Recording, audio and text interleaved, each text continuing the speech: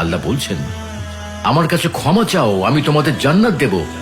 মোটেও দেরি করো না, এক্ষুনি চাও, আমি তোমাদের দিয়ে দেব। দ্রুত ছুটে চলো আমার জান্নাতের দিকে।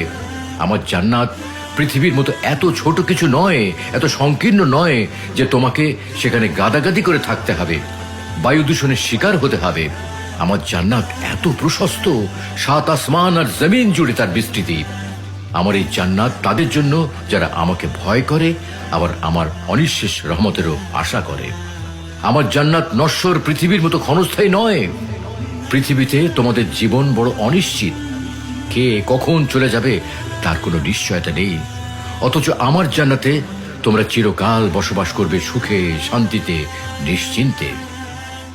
যারা তাদের পালনকর্তাকে ভয় করত, তাদেরকে দলে দলে জান্নাতের দিকে নিয়ে যাওয়া হবে। যখন তারা উন্মুক্ত দরজা দিয়ে জান্নাতে পৌঁছবে এবং জান্নাতের রক্ষীরা তাদেরকে বলবে, তোমাদের প্রতি সালাম, তোমরা সুখে থাকো সদা সর্ব